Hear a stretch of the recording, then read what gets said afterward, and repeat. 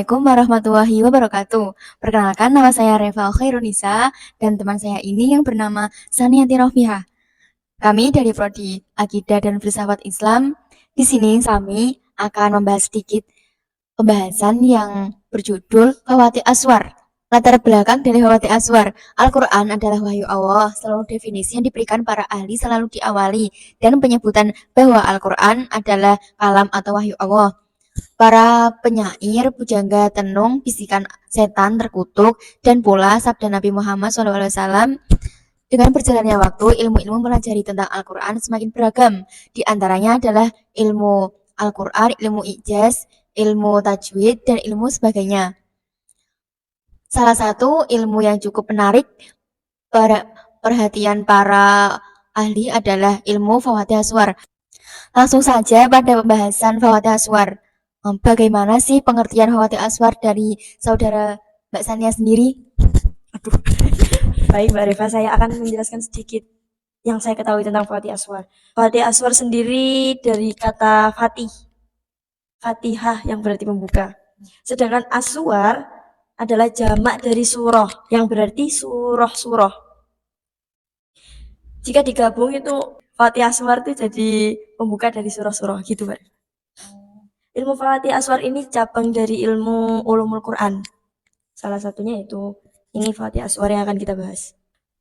Fawati Aswar tersendiri mempunyai pembahasan khusus yang sangat penting untuk dipelajari. Supaya apa? Supaya orang akan bisa mengetahui hikmah dari pembukaan surat-surat tersebut.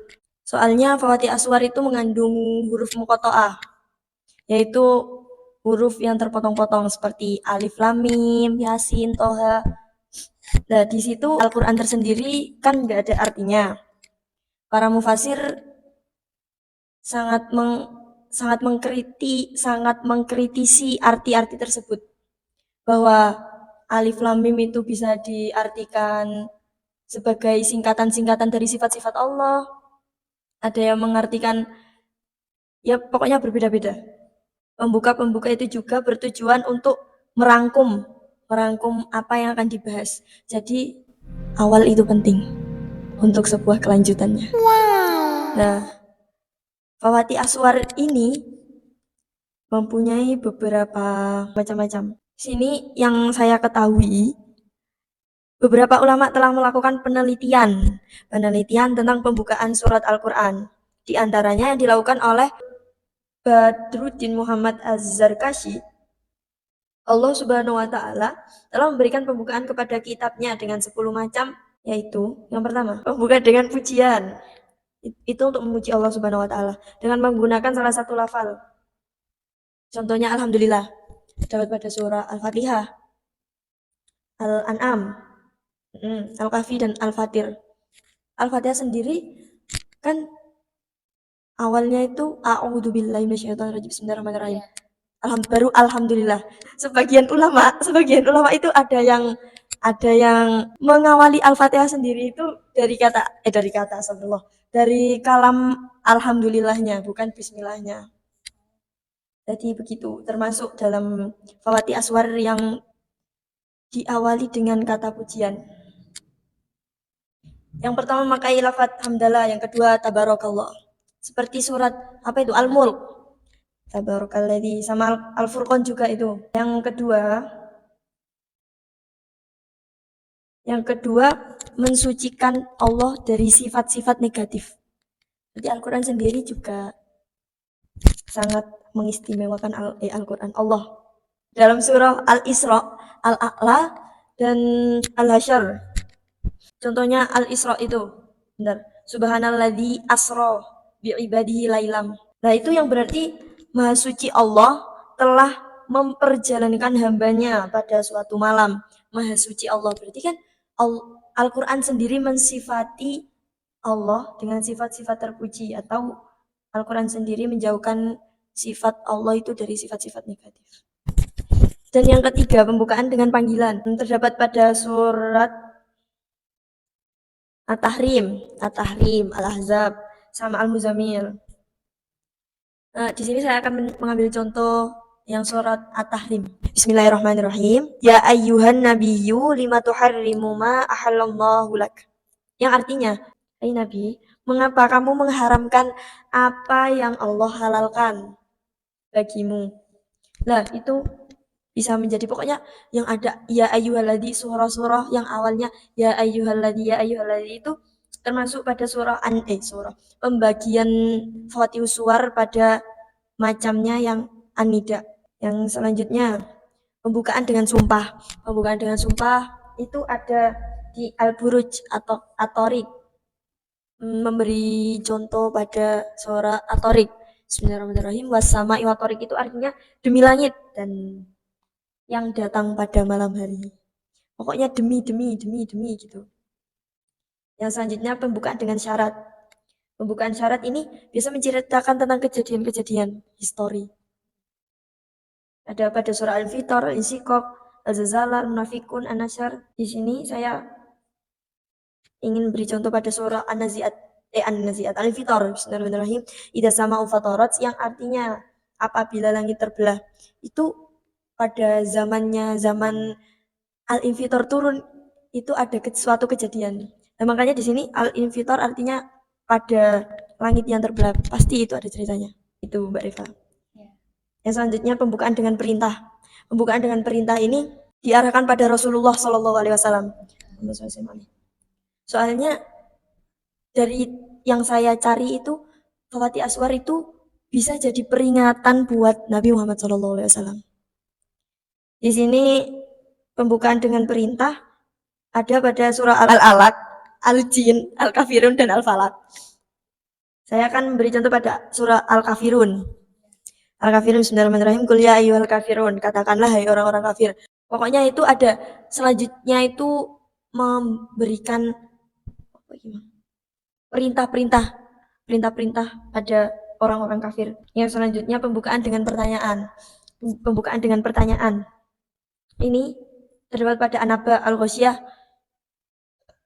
dan Al-Mu'minun. Saya akan memberi contoh pada surah Al-Ghasyiyah.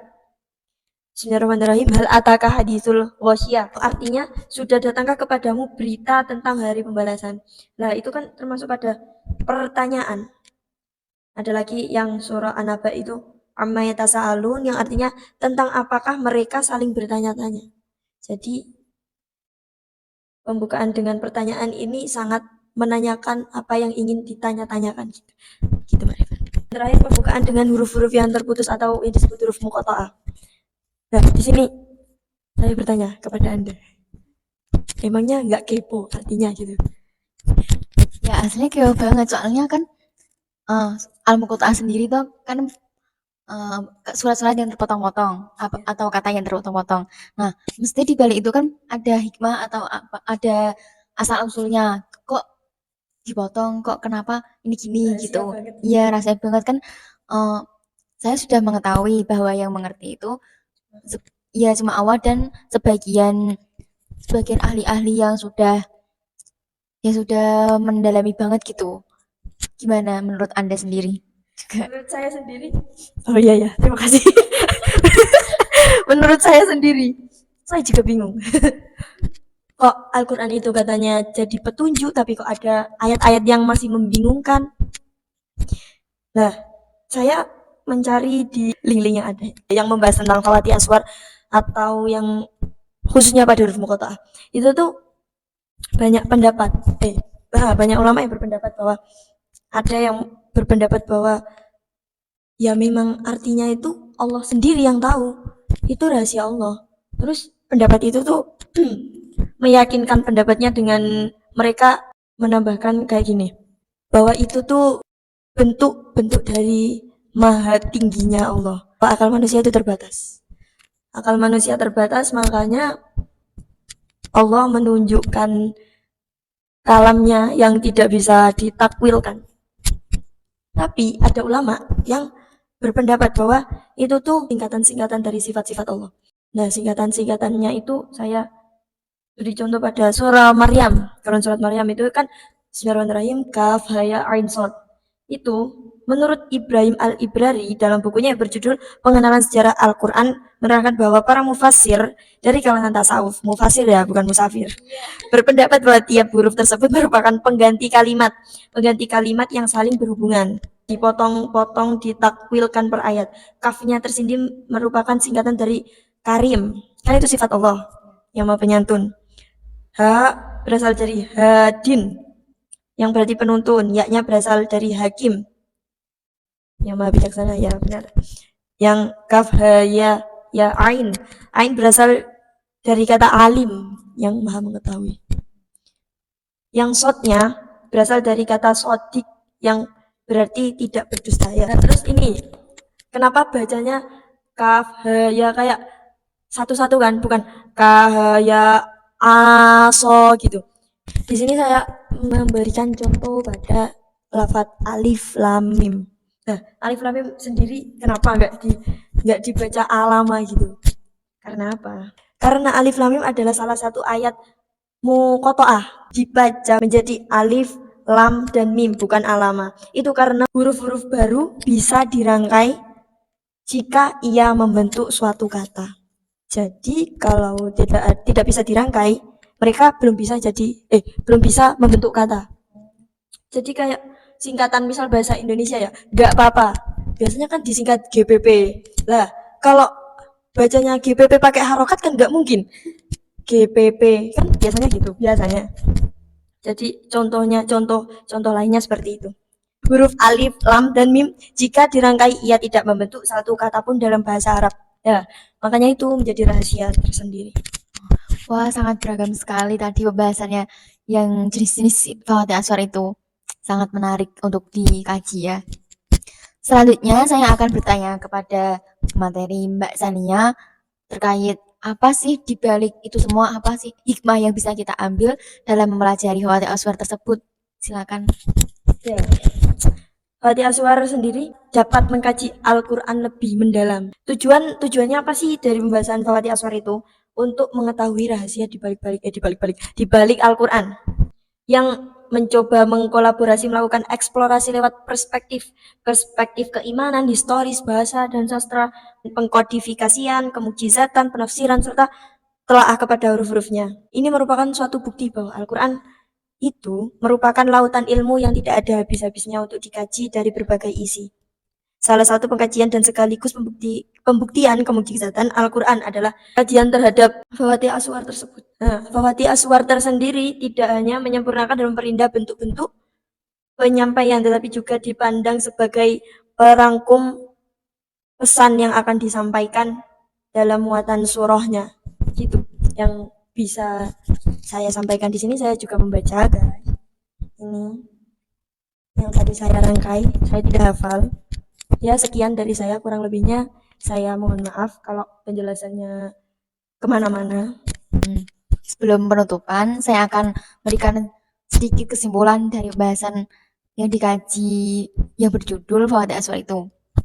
Bahwa Fawati Aswar adalah pembuka dari surah-surah yang khusus atau yang sudah ditentukan.